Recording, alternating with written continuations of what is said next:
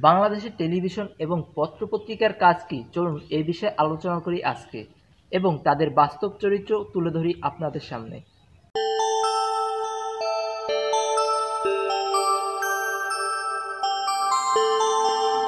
বাংলাদেশে সরকারি এবং বেসরকারি টেলিভিশনের সংখ্যা প্রায় ৩৫টির কাছাকাছি।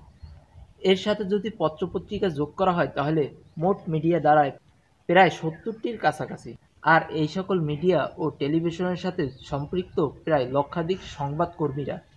একজন পেশাদার সংবাদকর্মীর কাজ হলো সংবাদ সংগ্রহ করে তা মানুষের মাঝে তুলে ধরাই।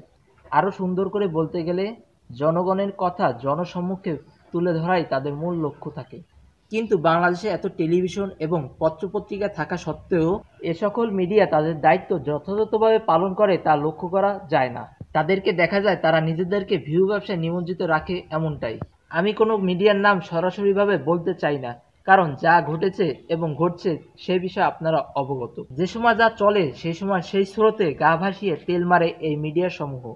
এদের এই আচরণকে বলা যায় দুষ্টু লোকের মিষ্টি কথা। এই ধরুন, শেখ হাসিনা যখন ক্ষমতায় ছিল বাংলাদেশের কোনো মিডিয়া শেখ হাসিনার বিরুদ্ধে একটি কথাও বলেনি। এমনকি শেখ হাসিনা যে অন্যায় করছে এই কথাও কখনো লেখেনি এবং বলতে দেখা যায়নি। আমরা দেখেছি বিদেশি মিডিয়াসমূহ যেমন আল জাজিরা এবং নিউ ইয়র্ক টাইম তাদের পেশাগত দায়িত্ব কীভাবে পালন করেছে। মনে হয় এদেশের মিডিয়ার সংবাদ সংগ্রহ করে না, বরং তারা কপি পোস্ট করে। এই সকল মিডিয়া সমূহকে শিয়াল বললেও ভুল হবে না। একটি ঘটনা আছে যা সত্য কিনা আমি জানি না, তবে বেশ প্রচলিত আছে আমাদের মাঝে। শিয়াল সন্ধ্যা হলে গোল মিটিংয়ে বসে কোন বাড়ির খোপে কত বড় মুরগি আছে এ বিষয়ে। ঠিক তেমনই এই সকল মিডিয়া নিজেদেরকে এভাবেই গোল মিটিংয়ে ডুবিয়ে রাখে। যে যোগ্য তাকে শো অফ করায় না, বরং যাকে দিয়ে ভিউ ব্যবসা ভালো হবে তাকেই শো অফ করায়। নোংরামি ছড়ায় এবং বেকার যুবকদের কাছ থেকে ভিউর ফায়দা লুফে নেয়। একটি দেশ সুসংগঠিত করতে মিডিয়ার দায়িত্ব অপরিসীম। বাংলাদেশের জনগণ যতবারই বিশ্বাসঘাতকতার শিকার হয়েছে এর পিছনে মিডিয়া জড়িত ততবারই।